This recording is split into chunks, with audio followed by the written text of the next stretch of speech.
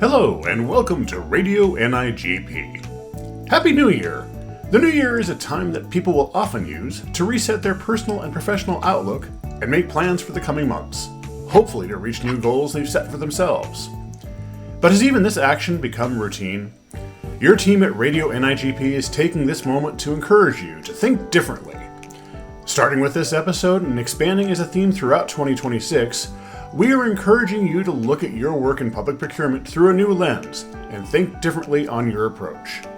So grab your drink of choice, sit back, and enjoy this episode of Radio NIGP.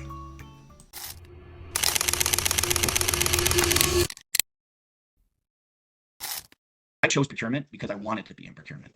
We get to decide to be in the profession. We chose to do the awesome stuff that we do every single day. Being to step up to the stage, to really take on the challenges that we face and realize that we are capable of those things. Watch our language, and then to not stop believing in what we do and that what we do has value. Because to be a public servant right now is difficult. The world is changing really rapidly, faster than it ever has. So what's changing next?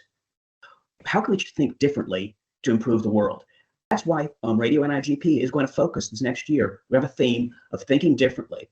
I think that's something we do all the time is think differently. I am still 29 years old. A lot of people say as Tara said, you fell into it. We chose it. My whole world now is AI. We all know AI is out there and it's not going away. Start thinking differently. Let's look at our profession differently and start saying, why do we choose to do what we do every day? We've had different journeys to get here, but every day is a decision, right? And a lot of people trying to get in our profession may think that there are obstacles there, but in all honesty, there's a place for you. Don't stop believing. Radio NIGP would like to know what you think, and we're going to borrow the Insight Community Perch Issues. So you go to nigp.org, and then you go to the Insight Communities, and then you pick Perch Issues. Go ahead and tell us what you think.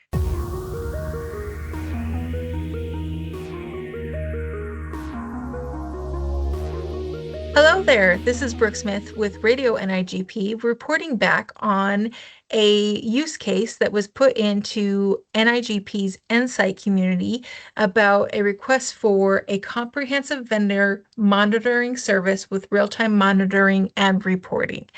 A couple weeks ago, someone posted that question in Insight, and I started thinking about it from an AI standpoint. And I wondered if AI could evaluate the records online that were accessible and basically scrape the web for reports from vendors who may be up for disbarment or have some red flags with how they're doing their business practices.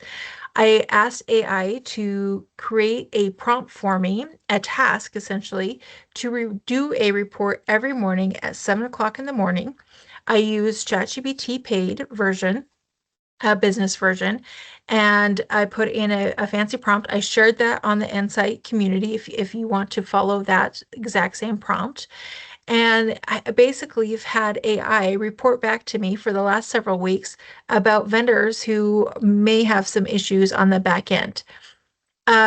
What I want to report back on is my findings for this. And first, I want to say that this does not replace the vendors that already do this professionally as their business practices. You have to remember, you essentially get what you pay for. These vendors that have created a web scraping tool and a vetting tool, they have perfected their business practice. If you're using artificial intelligence to scrape the web for some sort of information, you have an inherent risk, and I want to make sure you understand that risk. However, if you are a vendor community or an agency community with limited resources and funding and that don't have the capability to scrape the web yourself to do this, or hire someone to scrape the web for you and report back to you, this is a great tool to use in that in that instance, because it keeps your eyes on the ball, and it gets you a report very accessible, and very easy to double check and verify the information. I will say I set this up to run every morning at 7 o'clock. I asked it to provide me links so I could verify the information. I asked it to give me a confidence level to report back on. And so far, what I've been able to find is been better than what I was doing before, because it essentially was nothing. But I also don't know what I'm missing. Does it eliminate some of the unknowns? Absolutely. I now feel like I have a better eye on the game and understanding of what's happening in the state and federal level. But again, you get what you pay for. So I just want to report back that this helps small and medium-sized agencies, and it helps give the hours back to the procurement professionals to do things. You can reduce your unknowns, and you can gain consistent processes, and it builds a document trail as well. And then who it's checking is, I had it checked for Utah. It did the Division of Consumer Protections. For federal, it did the Department of Justice Office and Public Affairs, the U.S. Security and Exchange Commission, and it looked on sam.gov for disbarment, suspensions, and exclusions. So every morning it gave me a report. I've had 3 or 4 vendors hit that are not vendors that we work with, but they're vendors that I needed to be aware of and double check our records too. And it helps me just understand the websites that I can verify information with, as well as gives me access to a lot more information that I otherwise wasn't really checking. So with that, do I recommend it?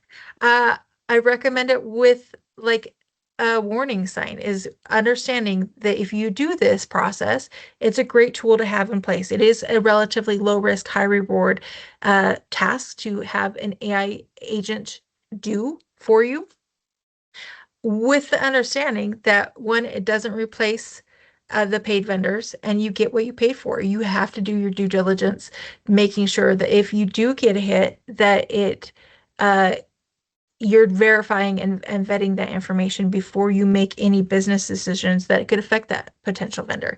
It could be a hallucination. There are inherent risk with it. So keep that in mind. Make sure you're using your critical thinking skills as you proceed with anything with AI. And if you have used it and have found it helpful or not helpful, I would love to hear your report back and tell me about your experiences, since this is a learning experience and we are all in this together. But with that, is it a great use case for those 1 or 2 agencies that can't afford, that have 1 or 2 employees that can't afford to buy a software that's 5,000 or 6,000 or plus a year? Great tool to have to get you familiar with the websites that do report this information. It does take a little bit of legwork, but it cuts down a little bit of legwork as well. So with that, I hope that you find this valuable. Have a great day. We'll see you on the next Radio NIGP.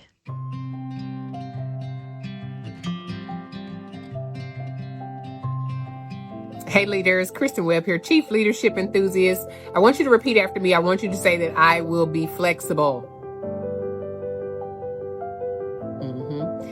Flexibility is so important. Being agile, being willing to make shifts and make changes, being willing to temporarily pivot or even permanently pivot is so important as leaders. When we are leading others, there are going to be things that we didn't foresee, things that maybe we even forecasted that are going to require us to change. And that resistance is not going to get us to whatever the end game to begin with was, right? And usually the end game is to be successful. And so in order for us to be successful in what our goals and our dreams and aspirations are individually, professionally, and even for our teams collectively, we have to be willing to be flexible. It doesn't mean that we give up on what the original approach was. That doesn't mean that we throw the original strategies out the window. No, it just means that we have to be thoughtful in the way we shift, being willing to be flexible and make the necessary adjustments. Because anything less than that is going to hinder your ability to reach the level of success that you're looking for. So be flexible, whether that's in your personal leadership or even the leadership that you're using to help influence others. Let's lead.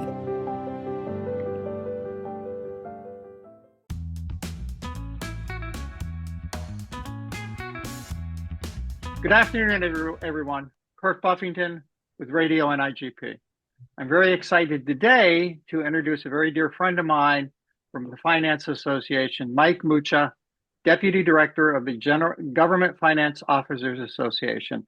And we're just going to talk today a little bit about this great relationship that has grown over the last 8 to 10 years between NIGP and GFOA. So, Mike, how are you? Yeah, great, and happy to be part of Radio NIGP. I've heard about this quite a bit in the circles, NIGP circles that I've been involved with the last few years, but never been a part of it. So happy to finally be part of it. Thank you. I'm glad to have you on with us. So talk a little bit about how this relationship started. Yeah, so great question. GFOA and NIGP have been strategic partners, official strategic partners since 2018. We have an official signed MOU that talks about how our two organizations are going to collaborate. But I think the partnership really started long before that, or a few years before that. I've been at GFOA now 19 years. As most of your listeners know, Rick Grimm has been at GFOA or at NIGP as CEO. I think now at 28 years. 28 years. So early in my tenure with GFOA, I met Rick, and Rick used to come to the GFOA conferences and was just a wealth of information on procurement issues. At GFOA, we didn't focus specifically on procurement. So the core topics that we cover, procurement was not really one of them, although it was something that our members had an interest in. About 50% of our finance officer members oversee or have some either direct or indirect involvement with procurement. So something they were interested in, but it was something we didn't offer many resources on. I got involved with our consulting practice where we were helping organizations redo administrative processes, implement ERP systems, and that included a huge focus on procurement. And Rick became a great resource to NIGP's best practices, global best practices, and other recommendations. And I found myself going back to the NIGP resources quite a bit for work that I was doing at GFOA. And through Rick being involved and just kind of helping build that personal relationship, we started exploring concepts for how the two organizations could start to work together in a more effective way. And the first forum that I went to was Salt Lake, and had a fantastic time kind of talking about procurement issues from more of a finance lens. And every forum since that point I've been a part of, and I believe NIGP's come to every GFOA conference every year for that same time period. And really, I think while we do have some differences in terms of approach, I think your members can probably understand there is this kind of finance versus procurement love-hate. Yeah, kind of feeling or perspective. I think we've also been able to realize that we have so much more in common and so much more of a shared sense of purpose and shared mission than we maybe did 5 or 6 years ago. And I think that's been pretty positive and kind of motivating to see. I couldn't agree with you more. I mean, as I said earlier, I got into public procurement in 1993. So I've been around a long time, and I've always been on the procurement side until City of Fort Lauderdale promoted me to finance director. And it's a whole different, coming out of procurement and contracting, it was a shock for me to be on that side. And I realized how important it is for finance and procurement to understand each other. And yes, we each have different approaches as to how we do things and why we have to do certain things. But to understand those reasons goes a long way in kind of bringing down those walls. Yeah. And I can tell you that I've seen the change over the last, I would say, 8 to 10 years, where there is an understanding from finance folks about the importance of procurement and vice versa. So I think that's great.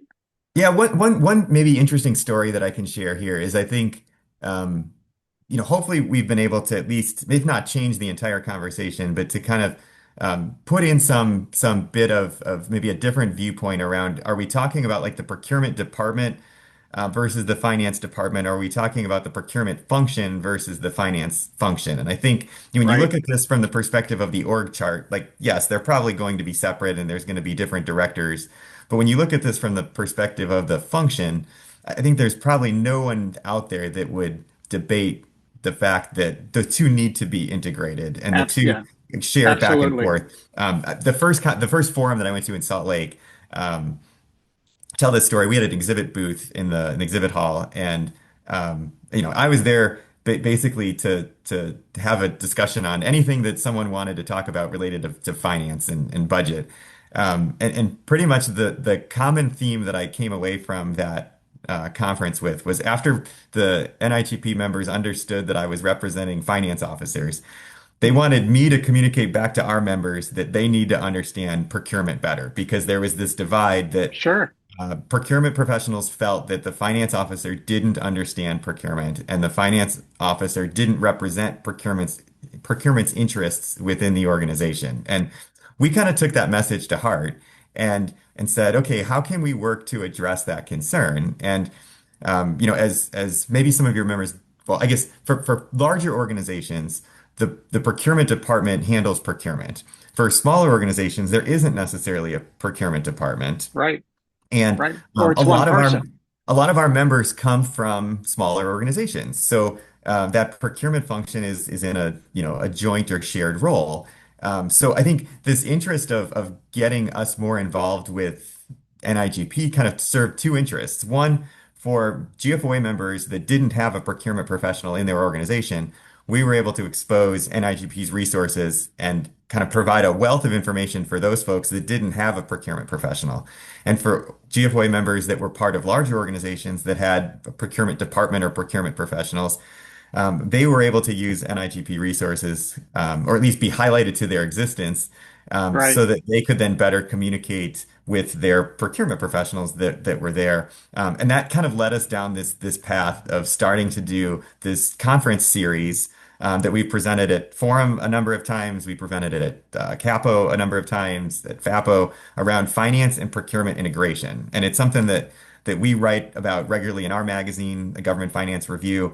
We have a top 10 list for things that finance officers can do to kind of start building a relationship with their procurement professionals and just get on the same page, so that both sides can kind of better understand each other. And I think that is, we have a long way to go, I think, but there's been tremendous progress made, I think, organizationally and kind of within both communities out in the local government kind of landscape, and I think that's pretty cool. Well, I think you're absolutely right. I mean, again, I saw it change over time where finance began to understand and appreciate what procurement did and appreciate why procurement had to do the way it did it. I mean, I've been in places where the finance director, chief finance officer did not even realize there was a separate procurement code that Yeah, regulated how things were to be bought and purchased and that kind of thing. So, and conversely, procurement folks don't understand why it's important to close the books, get the invoices cleared, uh, that kind of thing. So, again, I think it's been a great relationship, and I applaud how much GFOA has done to bring their membership to the resources that NIGP offers and help them better understand the relationship. So yeah. I like I said, I think it's been great. Let me just say this too. I think sometimes there's a misunderstanding both ways of well, finance folks may not understand procurement. I think to some extent procurement folks might not understand all of finance. And I would say finance is probably pretty there's a lot of folks that probably don't understand finance. But one of the things that I think isn't understood is this: finance is not all the same within finance. So, we at GFOA understand and try to speak to kind of the differences between accounting and budgeting. Right. And in organizations like that can almost be a bigger divide than the divide between finance and procurement.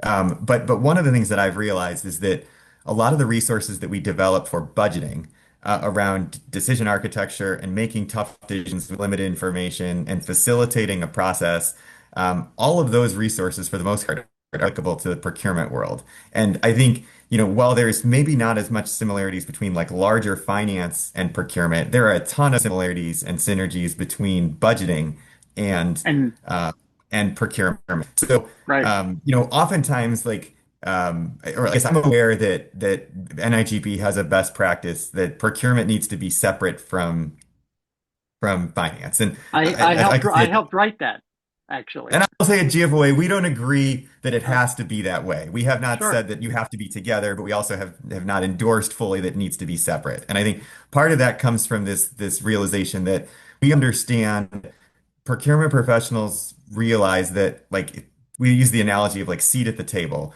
If finance has a seat at the table, the procurement professional doesn't necessarily feel represented by finance sitting at that table for them. Right. So I come to that procurement needs a seat at the table, and we at GFOA advocate for procurement to have a seat at the table within an organization.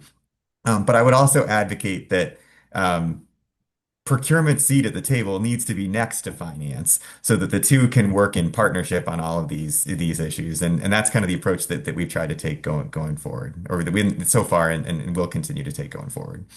You use the term procurement professional, and it is so great. I'm telling you, in 1993, we were not considered professionals. We were considered clerks. We were considered, I had an engineer once, even though it wasn't finance. I had a city engineer look at me once and tell me, Kurt, you know how to buy widgets. You don't know how to buy construction. Yeah. So that whole dynamic has changed for the better for procurement folks, that we are now seen as a profession, with the certifications and those kinds of things. And GFOA has helped foster that. So, And I think we have a lot of work to do to not only um, understand that it's profession, but make it a more strategic profession. So mm-hmm, making sure procurement has a role in contract risk management, and making sure procurement has a role in budget monitoring and budget management, and some of the functions that go above and beyond um, compliance with laws and regulations. Like, yes, right, we want our procurement professionals to make sure that no one goes to jail. But I think we also want to make sure that we're using resources effectively, that we're ensuring for financial sustainability of the organization, and that ultimately we're building a culture of trust and transparency that works together across the entire organization to really make a thriving community. I think at GFOA, we have attached to our mission statement that we exist to provide or to advance excellence in financial management so that our members can contribute to a thriving community. Everything comes back to the purpose of why finance, financial management is important. right. And I think procurement is exactly the same way. Procurement Yes, professionals don't come to work because they like buying things. They come to work so that they can help deliver the products and services necessary so that their communities can thrive. right. Absolutely. Well, this has been a great conversation, Mike, and I really appreciate you spending a few minutes with us. Anything else you'd like to add for the NIGP membership audience? No, other than I guess that maybe yes, I'll add that, if anyone is interested in GFOA membership, our membership model has changed. So Yes, if you you are told me part of that. an organization that is a current GFOA member, you can now add yourself to that membership role for free, and get access to our magazine and all of our other materials, as well as some of our online networking communities. So, to the extent that you want to help build that partnership from a procurement standpoint, we've made it much easier and much cheaper to do so for procurement professionals to kind of become a part of GFOA. And, hopefully there's resources there that you'll be able to pick up and take advantage of in your role in procurement, but also in kind of the relationships that you're looking to build with your finance teams. And if you're looking to be upwardly mobile, you've got to, if you're in procurement and you want to be upwardly mobile, you need to have an understanding of how the organization works, Yeah. how government accounting works. And I will tell you, I get your training emails, and I will tell the NIGP folks listening, you do a tremendous amount of training. You do a lot of on demand. You do a lot of webinars that are focused on finance, obviously, but they can give an introduction to a procurement person about budgeting or the CAFR or I used to hear the term CAFR back when I first got into public procurement. What the hell's a CAFR? So we need to understand those things. Yeah, So, exactly. And I understand that's an act for now. right. But yeah. Oh yeah. But yeah, and then I guess I'll close and say, Kirk, it's always great to talk to you, and thanks for inviting me to be part of Radio NIGP. And while this was my first time, I hope this is not my last time here. So anytime you want to talk Great. again, I'm always available. Okay. Well, thank you, Mike, so much. And that's it, everyone. Mike Muka with Government Finance Officers Association, Kirk Buffington with Radio NIGP. Have a great afternoon.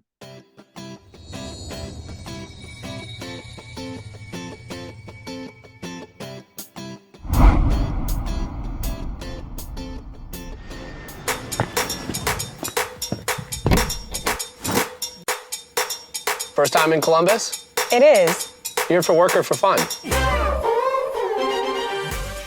Welcome to 2026. We hope you enjoyed a bright and warm holiday season and are looking forward to the new year. As you plan your new year activities, add NIGP's Forum and Products Exposition to your schedule. This year, Forum will be hosted in Columbus, Ohio, starting on August 23rd, 2026. Now, we know what you may be thinking. Columbus? Yes, Columbus. As the 14th largest city and one of the top 10 best big cities in the U.S., Columbus is an up-and-coming destination for the arts, food, sports, and more. Columbus will be an amazing experience for Forum 2026, and we're excited to tell you more about our hidden gem at the heart of it all. From now through Forum, each Radio NIGP broadcast will be bringing you closer to Columbus and Ohio as a whole, with special features to help you plan not just for Forum, but for all that Ohio has to offer. Tune in to Radio NIGP for future updates, and we look forward to seeing you at Forum.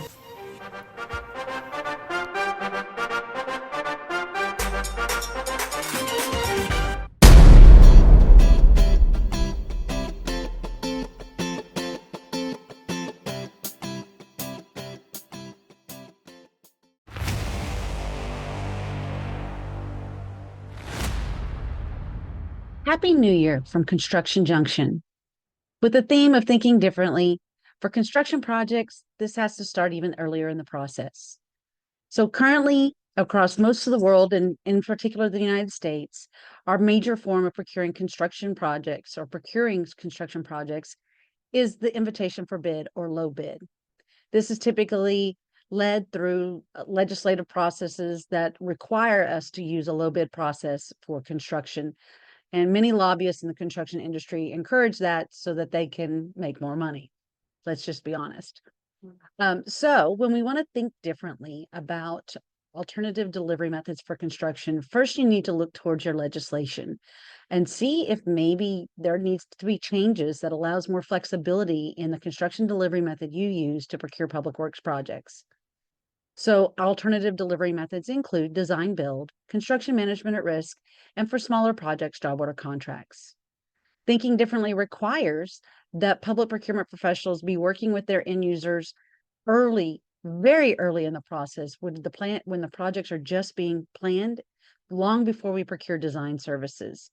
So that means we need to get in front of those end users and build those relationships from the inception so that when projects are just being thought of, or starting to be doing the programming to determine if a project is viable, that's when procurement needs to be involved, because many times the alternative delivery methods start earlier in the process at design versus going and waiting until after the project is already designed. So thinking differently first requires significant prior planning and coordination. Thank you, and we look forward to seeing you again on Construction Junction.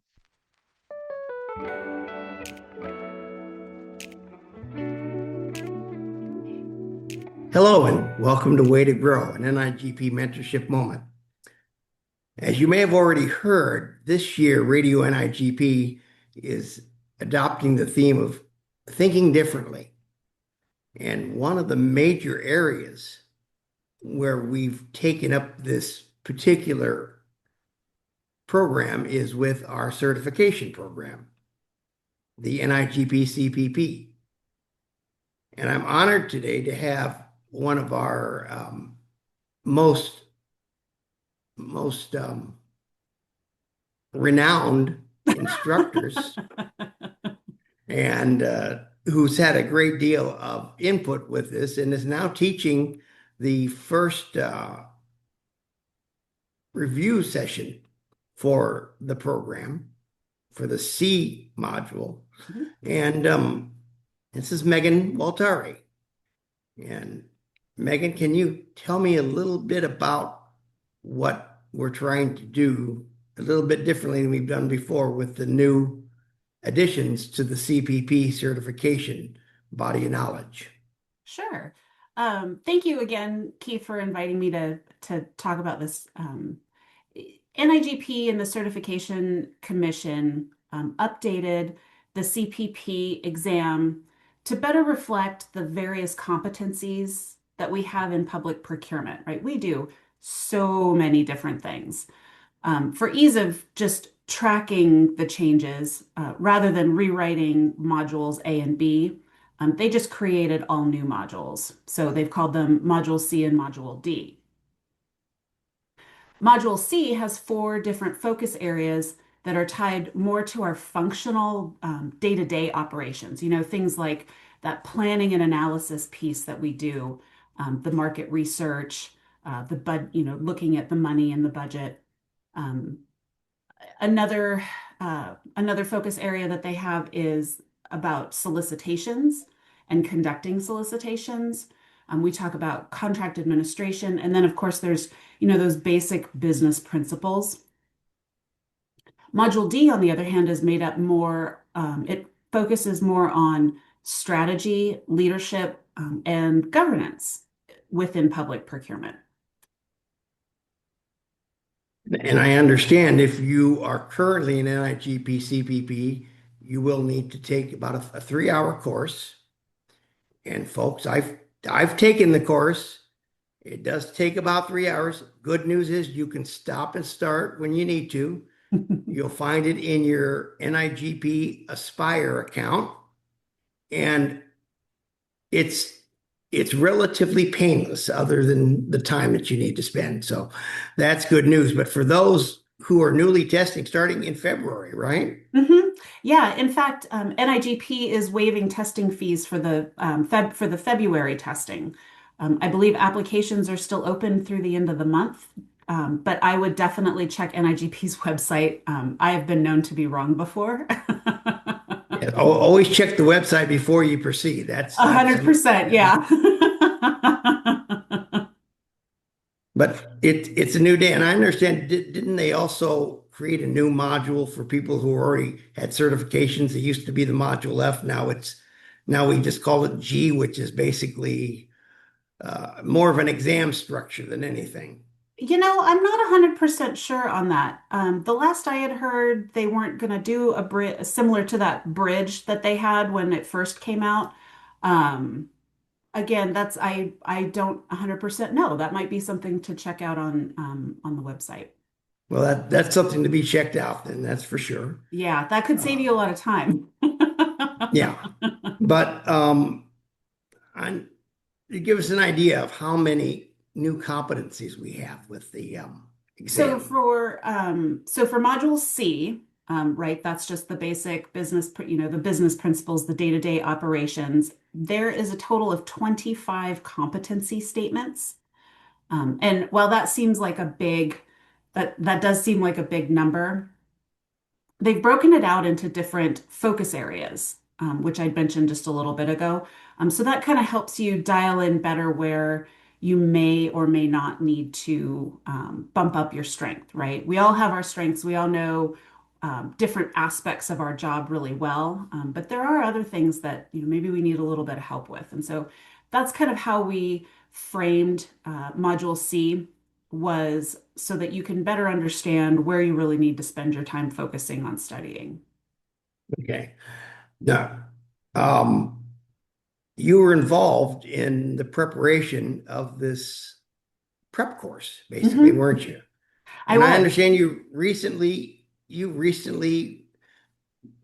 taught it for the first test go around? How'd that go?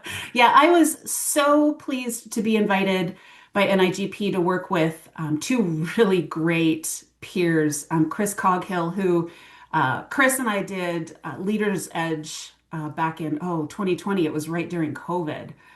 So we're cohorts from Leaders Edge back in the day. And then I got to work with another NIGP instructor, Rajpala Paul, to really kind of dial in some of these different competency-based questions for the module. Where was I going with that? No, you just it's. I need another cup of coffee. Well, we know where we're going. That's the important part. But yeah, it was a really great opportunity to not only get to know Rajpal a little bit better, but really kind of dial in what we do from a day-to-day perspective. Also, that the first pilot class, I have to give my students, if any of them are watching, I really have to thank them for their patience and their grace. As you go through something for the very, very first time, there is always bumps in the road. And they were just fantastic with making sure that they realized it was a mistake. They understood that we were doing what we could to fix it. They were very patient, and it was a really great class. It's so fun to be in those kinds of classes where everybody's eager to learn, not just from the material, but from one another. So I was absolutely pleased to be able to do that class for the very first time. I know when you said you learn from our mistakes, you didn't mean the whole course. You just mean an element here or two, I'm sure, right? Yeah. Okay. Just wanted to clarify that. But the nice thing about these updated prep courses is, as adult learners, we test differently differently as adults than we did as kids. And for some of us, it may be 10 years since the last time we've ever had to take an exam of any sort.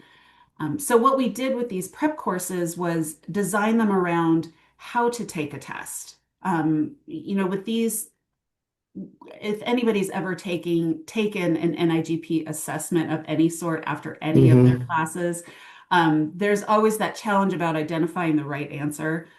So what we focus on in these classes is really how to identify key terms and key words to pick out what the right answer is, which will help you when you sit down for the exam in the end. That's right. I've led a couple of the study groups for the CPP, and then I stress the very same thing, that if you learn how to take a test, you have experience in the profession, you should do well on the certification exam. And that's why we had a ton of certifications in the first couple of years. I measured mine, and my number was, my certification number was in between 1 and 1,000. I don't remember the exact certificate number right now, but I remember that was after a year of the program. I took the NIGP the UPPCC CPPO exam back in 1993, We love our letters. before you were born. And that program had been in existence since around 1977, 1978. And my certificate number was only 769 after probably almost 15 years in existence of the program. Wow. We surpassed that within the first 2 years of the NIGP CPP, because we test what the knowledge of the practitioner is based on what they do every day. Exactly. That's the best thing that I can market with whenever anybody asks me, well, what's the difference between a CPPB, an O, or the NIGP certification? And my response is always just that. The CPP is going to test you on what you do every day and what you know based on your job. It's not going to test you on what's in a book and memorizing the answers. So that's, yeah, exactly, Keith. I completely Yes. agree. And that absolutely summarizes what we mean by thinking differently. Exactly. Megan, I want to thank you for being with us today on Way to Grow. And I want to invite our listeners to keep watching throughout the year for more Way to Grow segments, and reminding you that this is Keith Glatz saying this is Radio NIGP.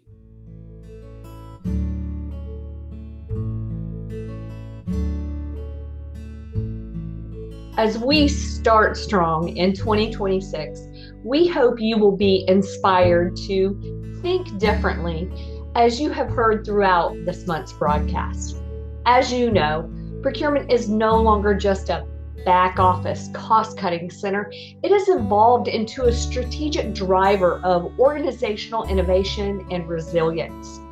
Thinking differently means moving from a transactional mindset to one focused on creating long-term value.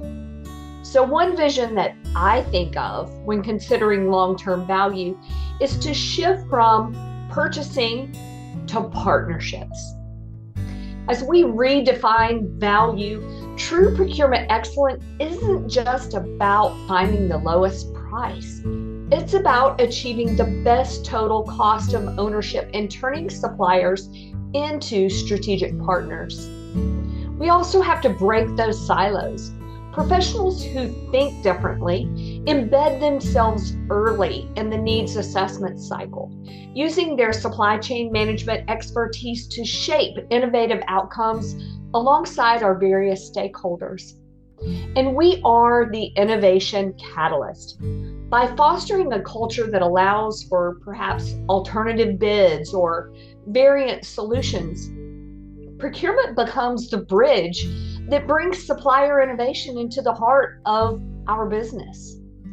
Albert Einstein said, "We cannot solve our problems with the same thinking we used when we created them." So as we go forward into thinking different, remember his words and think, how can we foster new thinking in what we do?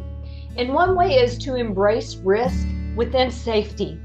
Encourage your teams to experiment with new sourcing methods or internal partnerships within defined acceptable limits. Seek diverse perspectives. Intentionally build teams with varied backgrounds, such as product design or finance or fleet or engineering, to really challenge the status quo. Invest in eminence. Document and share your key successes through case studies or blogs that will help equip the broader community with the resources to achieve similar results. And to the extent that we can, adopt that emerging tech. As you hear Brooke talk a lot on Radio NIGP, we've got to find ways to use AI and machine learning tools to truly automate those routine reviews and processes that can free up our time for high-impact strategic initiatives. There are so many ways that we can challenge ourselves and each other to think differently. Choose an area of focus and take that first step. What will you do next month to think differently and add increased value to your entities and the communities you serve? I bet you can think of something awesome. Until next time, friends, have a great day on purpose and keep reaching for that next level of excellence.